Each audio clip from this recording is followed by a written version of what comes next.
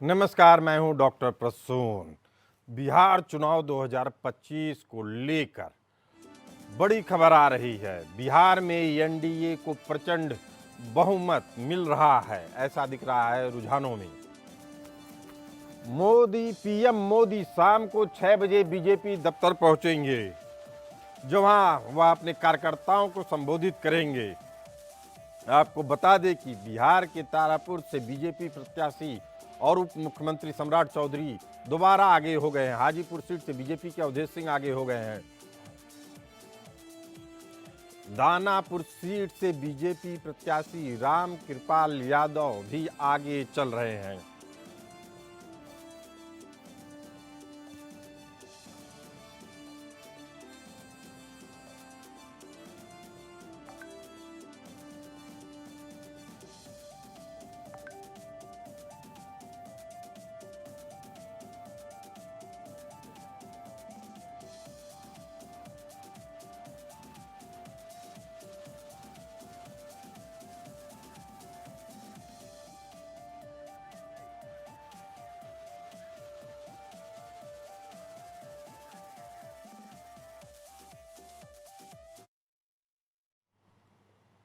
चुनाव आयोग की वेबसाइट से एकदम साफ है कि बीजेपी को 90 सीटें मिल रही हैं। बीजेपी ने 101 सीटों पे चुनाव लड़ा था, जिसमें से 90 सीटें बीजेपी को मिल रही हैं। जनता दल यूनाइटेड को 80 सीटें मिल रही हैं। जनता दल यूनाइटेड ने भी 101 सीटों पे चुनाव लड़ा था। राष्ट्रीय जनता दल की बात करें तो वह 29 सीटों पे सिमटती नजर आ रही है। बीजेपी सबसे बड़ा दल है, दूसरे नंबर पे जेडीयू है, तीसरे नंबर पे आरजेडी आ गई है और आरजेडी के पास महज 29 सीटें आती दिख रही हैं।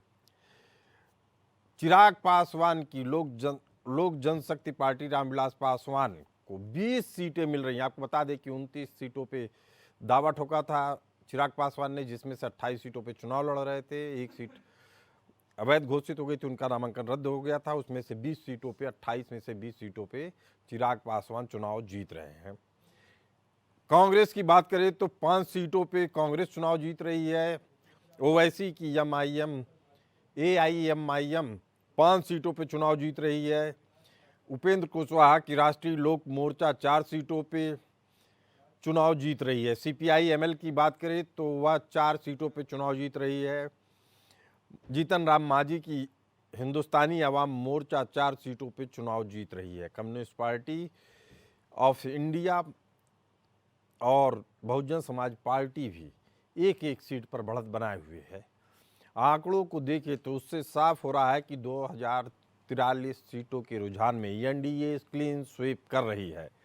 यानी बिहार में एक बार फिर नीतीश कुमार की ही सरकार बनने जा रही है। एनडीए को 2020 के मुकाबले 65 से ज़्यादा सीटों का फायदा हो रहा है। वहीं महागठबंधन को इतनी ही सीटों का नुकसान हो रहा है। पिछली बार 43 सीटों पर सिमटी जेडीयू इस बार 75 से ज़्यादा सीटें, मतलब 80 सीटें जीत रही है। नीतीश कुमार की फिर वापसी होने के पूरे आसार हैं। नीतीश कुमार 10वीं बार बिहार के सीएम पद की शपथ ले सकते हैं। बीजेपी 90 सीटों के साथ बिहार चुनाव में सबसे बड़ी पार्टी के तौर पे उभरी है। महागठबंधन में राजद करीब करीब 29 सीटों के साथ अपनी साख बचाने पे तुली हुई है, लेकिन 243 सीटों पे चुनाव लड़े प्रशांत किशोर की पार्टी जन स्वराज का खाता भी नहीं खुला। बड़े चेहरों की बात करें तो राघवपुर से तेजस्वी यादव को एक बार फिर से बढ़त मिली है। उनके बड़े भाई तेज प्रताप यादव महुआ सीट से पीछे चल रहे हैं। सम्राट चौधरी बीजेपी के उप मुख्यमंत्री और नीतीश कुमार सरकार में उप मुख्यमंत्री रहे सम्राट चौधरी दोबारा लीड कर रहे हैं। आपको बता दें कि इस बार बिहार में 2 फेज में 67.1% वोटिंग हुई। यह वोटिंग का नया रिकॉर्ड है, जो 2020 विधानसभा चुनाव के करीब के मुकाबले इस बार 10% ज़्यादा वोटिंग का रुझान दिख रहा है।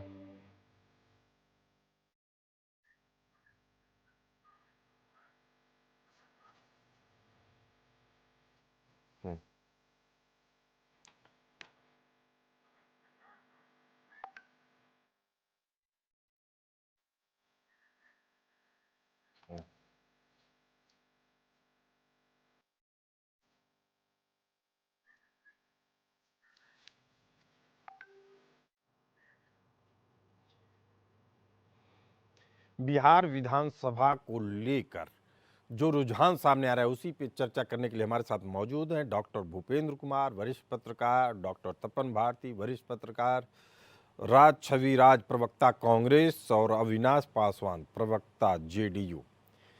ये चार विशेष मेहमान हमारे साथ जुड़े हुए हैं। इन पे हम चर्चा करेंगे कि बिहार की राजनीति में बार बार ही नीतीश कुमार क्यों रिपीट हो रहे हैं और इस रिपीटेशन में बीजेपी का कितना बड़ा योगदान है। तो इस मामले पर चर्चा करने के लिए होंगे डॉक्टर भूपेंद्र कुमार वरिष्ठ पत्रकार। डॉक्टर भूपेंद्र कुमार जी, पहला सवाल आप ही से, जो नतीजे आ रहे हैं इससे क्या मैसेज है, क्या समझा जाए इन नतीजों को देखकर या रुझानों को देखकर? जी देखिए, उससे पूर्व जब चुनाव चल रहे थे उससे पूर्व भी हम लोगों ने समीक्षा की थी और समीक्षा में ये पाया गया था कि ग्रास रूट पे नीतीश जी की स्वीकृति है और जिस तरह से नीतीश जी को विपक्ष ने हल्के लिया था कि उनकी स्वास्थ्य गड़बड़ है, अब चाचा का उम्र हो गई और जिस तरह से उनकी राजनीति को उपवास के रूप में वनवास की तरह उनको भेज रहे थे, तो उन्होंने जिस तरह से लगातार सभाएं की और अपना मूड दिखाया और राजनीति में जिस तरह से तेवर होते हैं उस तरह से वो शामिल हुए और साथ में उनके साथ देश के प्रधानमंत्री जी ने रैलियां की और महत्वपूर्ण बिंदु यह रहा जा कि जो सीमांचल क्षेत्र था वहां पे निश्चित तौर पे उत्तर प्रदेश के मुख्यमंत्री योगी जी ने भी बहुत सभाएं की और जिसके कारण जो वोट था वहाँ जो पिछली 2020 में जो स्थिति थी उसको उन्होंने बहुत कुछ संभालने की कोशिश की। आज जो हम रुझान देख रहे हैं, अभी लगभग 30 राउंड की वोटिंग काउंटिंग लगातार 20 साल से वो वहाँ के मुख्यमंत्री थे, लेकिन जिस तरह से उनका विरोध होना चाहिए वो विरोध नहीं दिखा पा रहे थे और ना महागठबंधन के रूप में कार्य कर पा रही थी। महत्वपूर्ण बिंदु ये था कि 243 सीटें थी और महागठबंधन ने लगभग 254 सीट पर चुनाव लड़ा। तो जो उनका जो जिस तरह से टिकट डिस्ट्रीब्यूशन था वो उसमें सामंजस्य नहीं हो पाया और उससे पहले उनको मुख्यमंत्री और उप मुख्यमंत्री बनने की चाह थी। तो जिस तरह से ये जनता के बीच में और महत्वपूर्ण बिंदु इस वोटिंग के प्रतिशत बढ़ाने में ये भी चीज ये शामिल रही कि जो महिलाओं के लिए 10,000 रुपए की जो तुरंत उनके खाते में जाना और उस वोट को हम विभिन्न राज्यों में भी देखा है कि जो सरकार पहले चुनाव के पहले जो वोट देते पैसा डाइवर्ट कर देती है उनको भेज देती है उनके खातों में, तो वो निश्चित रूप से उस पार्टी को फायदा मिलता है और वो भी एक हुआ और सारे लोगों ने ये भी स्वीकारा कि वहां पे अधोरचना का विकास हो, चाहे शिक्षा का विकास हो। चलिए, ये आकलन काफी हद तक सही दिख रहा है, लेकिन सबसे बड़ा खामियाजा अगर किसी को उठाना पड़ा है तो वह कांग्रेस पार्टी को। राज छविराज प्रवक्ता कांग्रेस, इन चुनाव नतीजों पे आपकी पहली प्रतिक्रिया जानना चाहेंगे। राज छविराज जी। अभी जो समय बीता है जी, उसके मद्देनजर जिस तरीके से रुझान आ रहे हैं और जो वोटिंग परसेंटेज के हिसाब से चल रहा था और जो अभी तत्काल रुझान आना शुरू हुआ है उसमें जनता की बहुमत और जनता की इच्छा को नकारा नहीं जा सकता। जनता ने जो भी बहुमत दिया हो, जहां भी दिया हो, वो सराखों पे है।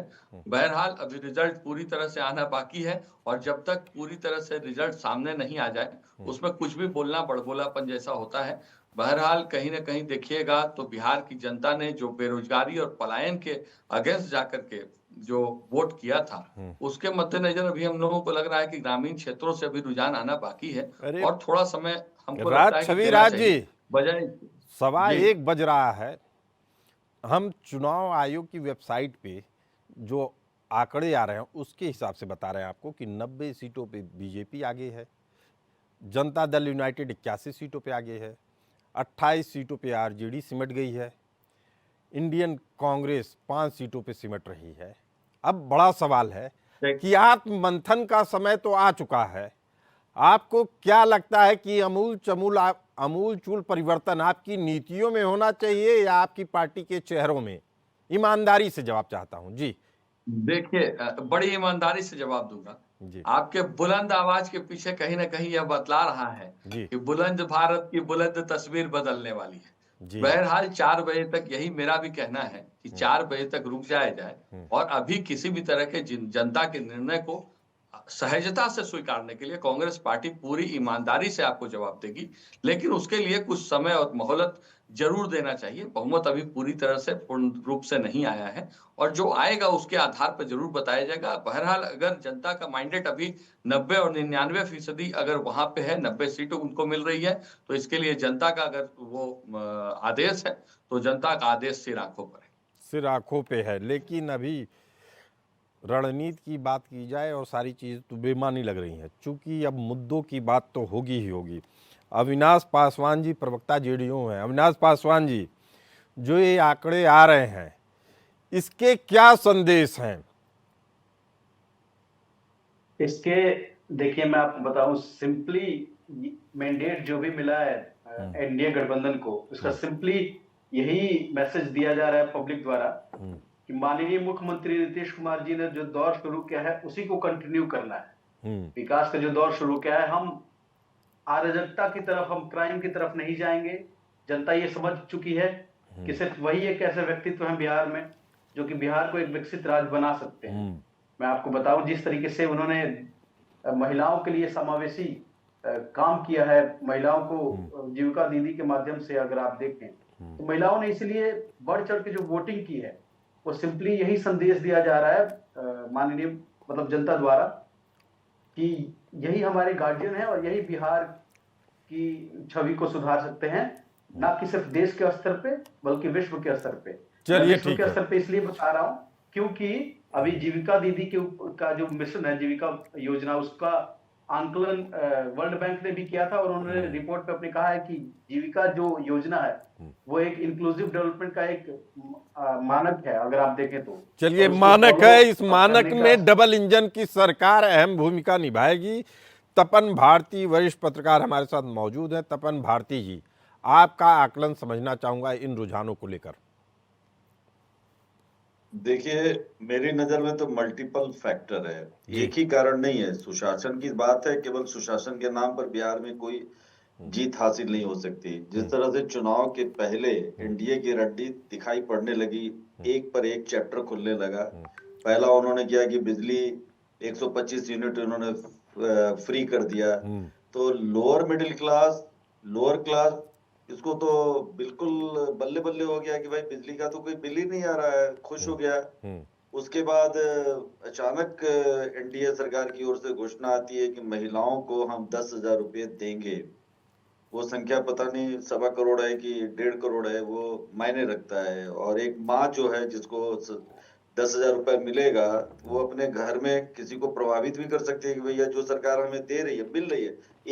एक पार्टी है जो कह रही है कि हम करेंगे, पता नहीं कर पाए न कर पाए। एक पार्टी है जो दे रही है और चुनाव के पहले अकाउंट में पैसा ट्रांसफर भी हो गया है। तीसरी बात है कि मल्टीपल फैक्टर में शराबबंदी भी एक चीज है। नीतीश ने कभी नहीं कहा कि हम शराबबंदी हटाएंगे, उन्होंने ही लागू किया गुजरात की तरह शराबबंदी। और महिलाएं बहुत पीड़ित हैं, जो लोग जिनके घरों में लोग शराब पीते हैं, उनकी दुर्दशा ऐसी है कि महिलाएं रोती हैं कि हमारे पति इस तरह से हरकत क्यों कर रहे हैं। नीतीश के फैसले से वो संतुष्ट हैं, बल्कि उनकी फॉलोअर हैं कि नीतीश के राज में शराब नहीं बिक रही है। जबकि जन स्वराज पार्टी के प्रशांत किशोर ने घोषणा की थी कि जैसे ही उनकी सरकार बनेगी वो शासन में आएंगे, वो शराबबंदी हटा लेंगे, तो वो फेल हो गया। इसके अलावा कैंडिडेट का जो चयन होता है, जैसे उन्होंने सिंगर को उठा लिया, मैथिली ठाकुर को उठाया, या इस तरह के सिलेक्शन का भी एक मानदंड होता है। कुछ नए उम्मीदवारों को लाया, कुछ पुराने उम्मीदवारों को लाया, और जनसभाएं बहुत हुई। मतलब ये गृह मंत्री अमित शाह जनसभाएं तो हमेशा होती रही हैं, लेकिन फिर बड़ा सवाल है कि इस पूरी इतनी प्रचंड जीत का श्रेय केवल इन लोगों के पॉजिटिव कामों को देंगे, या जो वोट बंटवारा हुआ है, जैसे ओवैसी की पार्टी ने भले से 5 सीटों पे अपना दावा ठोका हुआ है अभी तक, लेकिन बता रहे हैं कि वो काफ़ी मुस्लिम सीटों को प्रभावित कर दी वोट काट के, ऐसे ही बताया जा रहा है। हमारी नज़र में एक नहीं, तीन ऐसे दल हैं जिन्होंने एनडीए का रास्ता सुगम बनाया होगा। ओवरऑल जब इलेक्शन आयोग से रिजल्ट आएगा तो ये परसेंटेज देखिएगा 40 या 42 या 43% आया होगा एनडीए के पक्ष में, तब भी उनकी सरकार बन रही है, वो भी 2/3 बहुमत से। माइनस कहाँ हुआ? जन स्वराज पार्टी कुछ वोट उनका आरजेडी का या महागठबंधन का माइनस कर दिया।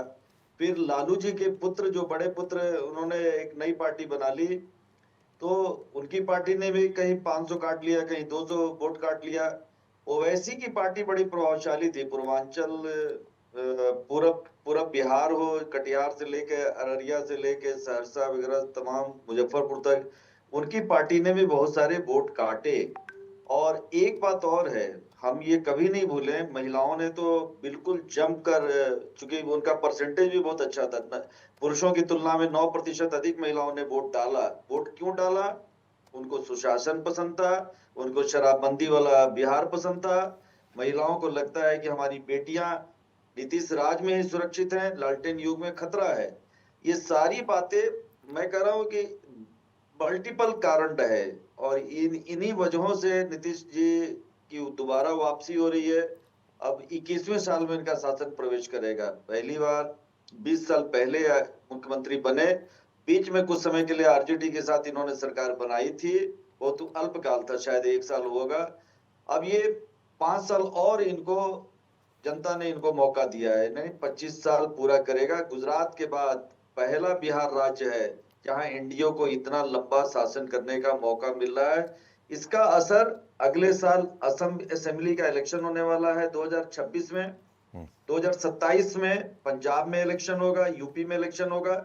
उसका असर बीजेपी वहां भी भजाना चाहेगी। प्रधानमंत्री जी शाम को 6 बजे बीजेपी ऑफिस आ रहे हैं, शायद अपनी अगले राज्यों की रणनीति, अपने वर्कर्स को एक मैसेज देंगे कि तैयार हो जाओ, अभी अगले राज्यों में भी हमें जो जिन विधानसभा चुनाव का नंबर आने वाला है वहां भी हम काम करेंगे। जितने राज्यों में सफलता मिलती है ना, इसका फायदा, लाभ राज्यसभा में भी मिलता है। राज्यसभा में बीजेपी की सीटें और बढ़ेंगी, यानी एनडीए की सीटें बढ़ेंगी, तो सरकार doctor comfort Bhupendra position Kumar में हमारे रहेगी। साथ मौजूद हैं, वरिष्ठ पत्रकार हैं। डॉक्टर भूपेंद्र कुमार जी, जो नतीजे सामने आ रहे हैं उससे क्या लग रहा है कि कांग्रेस को अभी से आत्ममंथन शुरू करना चाहिए, या फिर उनके बड़े नेता छुट्टी मना के आएंगे, फिर औपचारिक रूप से मंथन होगा और ठीकरा, हार का ठीकरा या तो तेजस्वी यादव के सिर फोड़ा जाएगा या किसी और के सिर, अपने ऊपर जिम्मेदारी नहीं ली जाएगी? जी देखिए, कांग्रेस तो आज तक ये नहीं समझ पाई 2014 के बाद कि उसको चुनाव लड़ना क्या है और किसके अगेंस्ट लड़ना है। वह देश की 150 वर्ष पुरानी पार्टी है और उसने लगातार 50 वर्ष तक सत्ता की है देश में, और विभिन्न राज्यों में की है लगातार। और उसके बाद आज ये स्थिति है कि वो बैसाखी की आवश्यकता है, वो शून्य की ओर जा रही है। आज बिहार का चुनाव में हम समीक्षा कर रहे हैं, बिहार में उसका वोट किसका है? वोट 7 से 8%। बताइए आप, क्या स्थिति आ गई? 5 पे लीड कर रही है वो पार्टी। आज अगर जिस तरह से उनका जो वोट खिलता है उसकी जिम्मेदारी बढ़ती तभी ले। दूसरी बात, जहां प्रियंका जी और राहुल जी ने रैली की है वहां पे भी चढ़ रही है। तो वो आप उसका राजनीति का जब तक मर्म और उसका हमेशा वही राष्ट्र विरोधी बात करना, और उसकी बात नहीं समझना, देश के प्रधानमंत्री को सीधे टारगेट बनाना, और वहां की छठ पूजा और जो उसके धार्मिक और जो सांस्कृतिक जो चीजें होती हैं उन चीजों को भी टारगेट करना। जब नेता इस चीज को नहीं समझेंगे तो निश्चित रूप से इस तरह से परिणाम आएंगे।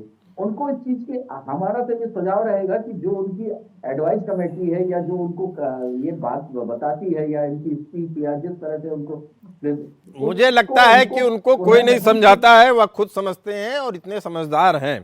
राज छविराज जी, प्रवक्ता कांग्रेस, हमारे साथ मौजूद हैं।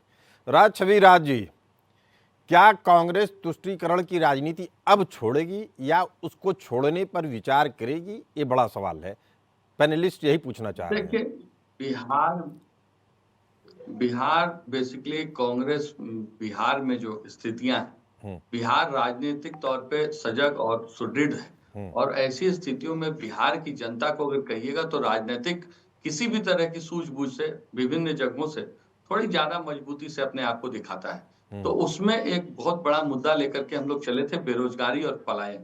कहीं ना कहीं आप समझ सकते हैं कि बेरोजगारी और पलायन के मुद्दे को अगर नकारते हुए जनता कहीं सहयोग दिखा रही है, किसी बात में आ रही है, तो 2014 से आप लगातार देखेंगे कि जो स्थितियां बनी है भारत में, वो पूरे भारत में भारतीय जनता पार्टी ने एक झूठ का माहौल, एक नैरेटिव तैयार किया। उस नैरेटिव के आगे जनता कहीं ना कहीं नतमस्तक हो जाती है। ठीक चुनाव से छवि पहले राज जी, जब आप 10,000 ये बात रुपए कहते डालने का हैं, जो बात है, जब आप ये बात कहते हैं कि जनता को भरमाया जा रहा है, लेकिन जनता के सामने एकदम साफ होता है कि राहुल गांधी जी जब विदेश में जाते हैं और भारत के खिलाफ बोलते हैं, बहुसंख्यक समाज के खिलाफ बोलते हैं और ऐसी बातें बोलते हैं जो हिंदुओं के लिए कभी भी स्वीकार्य ना हो।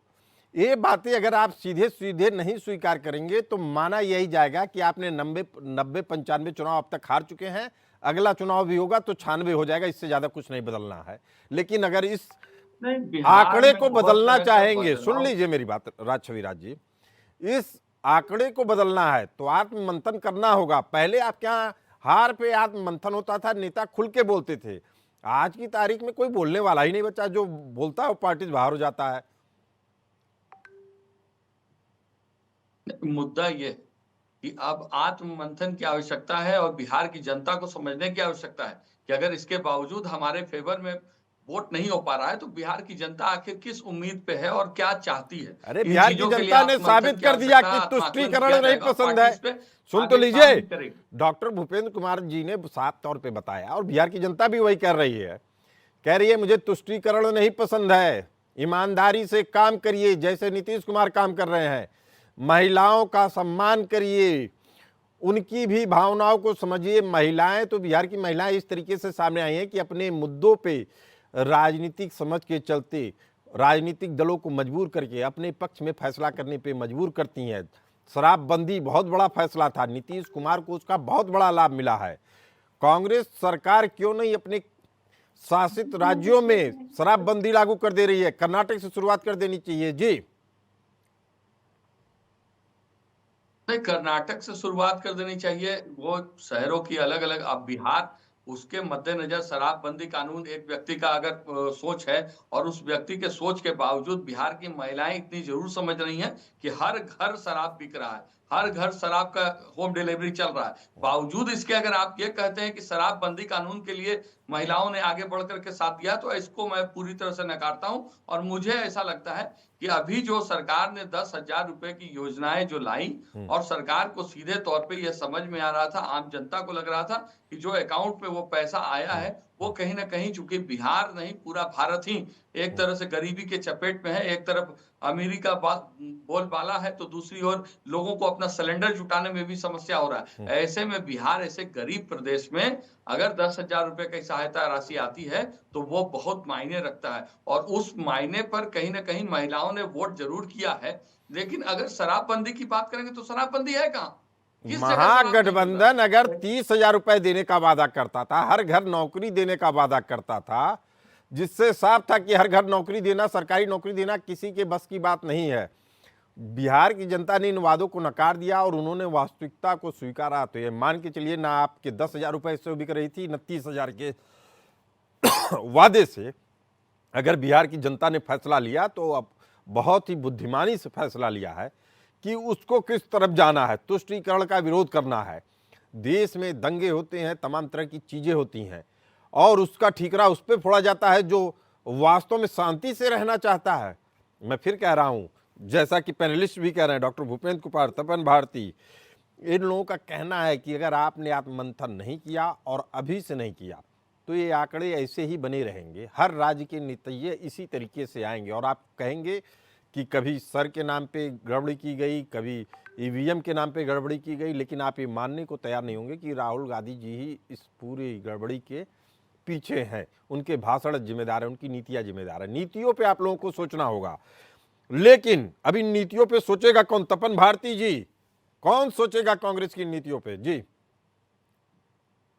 देखिए, हमें इस बात की चर्चा करनी चाहिए कि किन नेताओं ने बिहार चुनाव में अधिक सभाएं की, जनता को, आम मतदाताओं को प्रभावित करने या उनको उनसे संवाद स्थापित उसमें दो नेताओं ने बाजी मारी, नीतीश कुमार जी ने और तेजस्वी यादव ने। उस तुलना में राहुल गांधी कहीं भी नहीं दिखाई पड़ रहे थे। अमित शाह जी और मोदी जी की भी मेरे सभाएं कमरे- काफी हुई। एवरेज शायद 6 या 8 सभाएं राहुल गांधी जी ने की, उससे थोड़ी कम प्रियंका गांधी ने की। तो जब कांग्रेस का नेशनल लीडर और विपक्ष का नेता ही इतनी कम संख्या में करेगा तो उससे परेशानी होगी। दूसरी बात है कि जो जॉब देने की बात जो तेजस्वी ने ऐलान किया महागठबंधन के घोषणा पत्र जारी करते समय कि हम इतने करोड़ नौजवानों को सरकारी जॉब देंगे, कहां से होगा? 3,17,000 करोड़ का बजट है बिहार का। नीतीश जी ने 20,000 25,000 के बजट को बढ़ाते इतने वर्षों में 3,17,000 करोड़ लाकर उससे हाईवे बनवाया, घर घर बिजली पहुंचाया। अब ये जब तक वो 10 लाख करोड़ का बजट नहीं होगा तब तक आप 2 करोड़ लोगों को नौकरी नहीं दे सकते हैं। बजट कैसे बढ़ेगा, पैसा कहां से आएगा, उसका जवाब तेजस्वी ने किसी भी आम सभा में नहीं दिया। और कहीं न कहीं जनता को लगा कि ये छलावा है, ये इस तरह की जो बातें बोल रहे हैं उनकी बातों में दम नहीं है। तो अच्छा, दूसरी तालमेल भी नहीं थी, तालमेल की कमी भी दिखाई पड़ी को। आपकी आवाज कट रही है। हमारे साथ अविनाश पासवान जी मौजूद हैं। अविनाश पासवान जी जेडीयू के प्रवक्ता। जी, आपकी आवाज आ रही है जी। अधिक बहुमत, 2/3 से अधिक सीटें एनडीए के पक्ष में जाता हुआ दिखाई पड़ रहा है। मुझे बहुत अफसोस हो रहा है, कांग्रेस के प्रवक्ता बैठे हुए हैं। विपक्ष को इतना कमजोर नहीं होना चाहिए। इतनी कम संख्या में यदि विधानसभा में विपक्ष के सदस्य होंगे तो सरकार की घेराबंदी कैसे होगी? सरकार के कामों की समीक्षा कैसे होगी? संख्या का कम होना भी लोकतंत्र के लिए शुभ संकेत नहीं है। लेकिन जनता में निराशा, या यूं कहिए कि एनडीए ने इस तरह की रणनीति बनाई कि उस रणनीति में वो कहीं ना कहीं सारी पार्टी के नेता आपस में उलझ गए। यहाँ पर मैं एक जिक्र करूंगा एपीएन टीवी के दर्शकों के लिए। इजराइल का पैटर्न बहुत कम लोगों को पता है कि इजराइल में इलेक्शन का पैटर्न क्या है। वहां पर देखा जाता है कि मान लीजिए बीजेपी को 45% मिला तो 45% ही उनके एमएलए आएंगे। किसी को 20% मिला आरजेडी को तो 20% उनके एमएलए आएंगे। हमारे यहाँ लोकतंत्र का पैटर्न ब्रिटेन की नकल है। यहाँ पर है कि कोई भी पार्टी यदि तो आप कह रहे हैं कि कांग्रेस को अगर रिवाइव करना है तो ये वोटिंग पैटर्न बदलना होगा, जो पूरा आंकड़ा है उसको चुनाव की जो इजराइल का पैटर्न आएगा तो आरजेडी को भी फायदा हो जाएगा। तो मतलब संविधान में बदलाव किया जाए इनको लाने के लिए, आप ये कह रहे हैं? नहीं, मैं कोई डिमांड करने वाला कोई ऐसी सियासी शख्सियत नहीं हूं। मैंने एक जिक्र किया। मुझे लगता है कि आप जो आंकड़े गिना रहे थे उसको आपको इस तरीके से गिनाना चाहिए था कि लिक्विड पार्टी जो कंजर्वेटिव पार्टी है इजराइल की, उसको अगर सत्ता में वो बार बार आ रही है तो उसके पीछे कारण क्या है? यही तुष्टीकरण है, यही वो राजनीति है जिस पे हम चर्चा नहीं करना चाह रहे हैं। कांग्रेस के प्रवक्ता भी, आप कह रहे हैं कांग्रेस के प्रवक्ता करना चाहिए, लीडरशिप करती है, प्रवक्ता तो उसको केवल लोगों के सामने रखते हैं। तो आप कांग्रेस के प्रवक्ता से भी बहुत ज्यादा आशा करके बैठे हैं। राज छविराज जी, भले से आप प्रवक्ता हैं लेकिन लोग आपसे तो सवाल पूछेंगे ना कि आप भाई अपनी पार्टी के लिए, जैसे तपन भारती जी को ये चिंता है कि मजबूत विपक्ष नहीं मिल रहा है बिहार में, इस चिंता सबकी हो सकती है जो लोकतंत्र को मजबूत करना चाहते हैं। उसके लिए आप क्या काम करेंगे? क्या अभी भी 1-2 घंटा और लेंगे? नहीं, 2 घंटा लेने की बात कहाँ है। अभी तो चूंकि 70 सालों तक कहीं ना कहीं देश ने देखा है कांग्रेस की राह को भी, और आज अगर बिहार हो या भारत हो, अगर अपना मूड बदल रहा है तो हमको उनके साथ बदलने की आवश्यकता है। मैं उसमें जनता को कहीं भी आरोप या प्रत्यारोप उस पर नहीं कर सकता। एकदम साफ तौर पे उसमें कहीं ना कहीं पार्टी में बहुत बदलाव की आवश्यकता है। और आप गौर करिएगा कि बिहार में एक बहुत बड़ा बदलाव हुआ। बिहार में चूंकि बिहार में पहले से कह रहा हूं कि राजनीतिक तौर पे काफी सजग है, और बिहार में अचानक से प्रभारी का बदलना, और वैसे में अखिलेश प्रसाद सिंह जैसे दिग्गज जो बिहार में तकरीबन 30 सालों की राजनीति में मुख्य धारा से जुड़ करके बिहार की नब्ज को समझने में सक्षम थे, वैसे व्यक्तित्व को अचानक से हटाना, ये कहीं ना कहीं हम लोगों के लिए दुर्भाग्यपूर्ण रहा और उसका जो आज रिजल्ट आ रहा है और सजेशन जो लगातार आ रहा है, उसके लिए हमारे यहाँ बिहार में बहुत कद्दावर नेता थे और प्रदेश अध्यक्ष बनाए गए और उनको आधे रास्ते से कांग्रेस में कुछ लोगों की नियति के चलते हटाई गई, जिसका खामियाजा हमको चुनाव में सीधे तौर पे भुगतना बेहद पड़ा। अहम बात अब कर रहे हैं ऐसी राज स्थितियों में- छविराज जी। इसी तरह की चर्चा जी। हम चाहते हैं आप असल मुद्दों को उठाएं जो जनता जानती है। जैसे आपने बताया कि चुनाव के वक्त उनको हटाया गया, इसलिए हटाया गया चूंकि जातिगत समीकरण में वह फिट नहीं बैठ रहे थे, ये लाइन आपने छोड़ दी थी। इस तरह से जातिवाद करके राजनीति करना क्या कांग्रेस को सूट करता है? नहीं, जातिवाद की बात एक अलग है और अनुभव की बात अलग है। तो हटाया क्योंकि क्यों गया? जातिवाद में हमारा नारा था, नहीं, मैं बोल हटाया रहा हूं, क्यों मैं गया जी? हमारा नारा था जिसकी जितनी भागीदारी उसकी उतनी हिस्सेदारी, उसमें हम कहीं गलत नहीं थे। बिहार की जनता को हम ये दिखलाना चाहते थे कि अगर आपकी भागीदारी ज्यादा है तो हिस्सेदारी भी ज्यादा। लेकिन कहीं ना कहीं हमारे यहाँ जो अनुभव में सबसे आगे और एक्सपर्ट के तौर पे आप देखें, सन 2000 में वो विधानसभा में आने वाला व्यक्ति, महज 30-35 साल की उम्र में आने वाला व्यक्ति, बाद में बिहार सरकार में मंत्री, भारत सरकार में मंत्री, मतलब अभी राज्यसभा सांसद और बिहार से जाने वाले CWC के मेंबर, ऐसे लोगों को कांग्रेस में कहीं ना कहीं दरकिनार करना आज के समय में अखिलेश प्रसाद सिंह को बिहार की राजनीति में कांग्रेस पार्टी यूज नहीं कर पाई, उसका अफसोस जरूर हम लोगों को है कि वैसे लोगों को दरकिनार आप करने अखिलेश का जी जो को लेके खामियाजा चिंता कांग्रेस पार्टी जता को रहे बची हैं, है। राज छविराज जी, आप अखिलेश जी को लेके चिंता जता रहे हैं, लेकिन राहुल गांधी को लेके एक शब्द भी नहीं बोल पा रहे हैं। इसके पीछे क्या कारण है?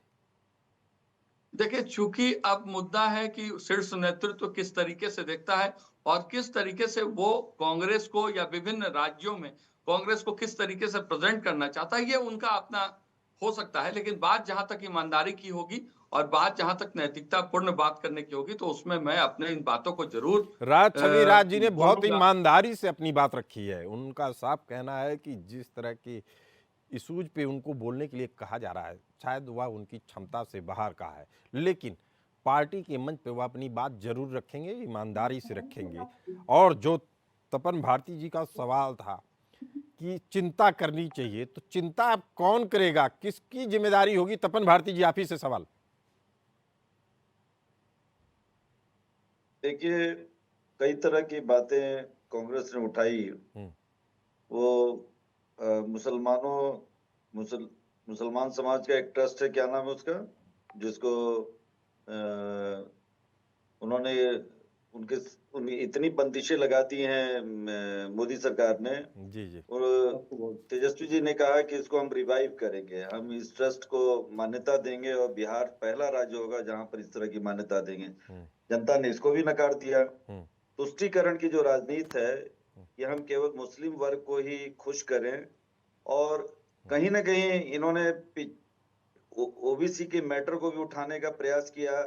और एक संविधान की जो किताब दिखाने की जो आदत है ना राहुल गांधी को, वो हिमाचल में तो सफल रहा। मैंने देखा कि जब हिमाचल गए थे, मैं तो दिल्ली में रहता हूँ, यहाँ से जब मैं कांग्रेस मुख्यालय जाता था, और जब मैंने देखा कि हिमाचल की यात्राएं की, तो उन्होंने संविधान दिखाकर हरियाणा में भी और हिमाचल में भी, तो हिमाचल की जनता ने तो कांग्रेस को स्वीकार कर लिया, वहां उनकी सरकार बन गई। हरियाणा में मैं कहूंगा नेक टू नेक अच्छा फाइट किया था उन्होंने, लेकिन थोड़े आंकड़ों के कारण उनको कहीं पराजय मिली। बिहार की जनता ने उनके संविधान वाली किताब का फार्मूला को नकार दिया। बिल्कुल उनको लगा कि ये नाटकीय तरीके से हो रहा है और उसमें दम नहीं है उनकी बातों में। उनकी यात्राएं भी कम हुई। बीजेपी ने कहा कि ये अक्सर विदेश चले जाते हैं, हर मौके पर ये विदेश चले जाते हैं, तो ऐसे नेता के रहने से क्या लाभ है। दूसरी बात है कि तेजस्वी के बारे में खुलकर कोई बोले या ना बोले, जंगल राज जब नाम ले रहे थे एनडीए के नेता, तो किस पर प्रहार था? लालू जी पर प्रहार था। अच्छा, लालू जी भी डर गए जब विपक्ष ने कहा कि ये दानापुर में रैली निकाल रहे हैं, इनको तो जमानत इसलिए मिली है कि ये बीमार हैं और इनको डॉक्टरों से मिलना है, इनको रिलीफ चाहिए। तो दानापुर में जहां रैली निकाली, उनकी पार्टी का उम्मीदवार तो भारी मतों से जीता, वो जेल में है उनका उम्मीदवार, लेकिन बाकी सीटों पर, बाकी जगहों पर लालू जी बिल्कुल नहीं गए। इसलिए नहीं गए कि एनडीए के नेता लोग, उम्मीदवार लोग इस तरह का मुद्दा न उठा दें कि लालू जी को जमानत क्यों मिली है। बेचारे जमानत पर नहीं, जमानत पे तो आए थे, और ये सच्चाई है कि अदालत ने उनके स्वास्थ्य के आधार पे दिया था। जब अदालत में जाते हैं तो व्हील चेयर पे बैठ के जाते थे, और जब आते हैं तो पता चलता है चुनावी प्रचार कर रहे हैं।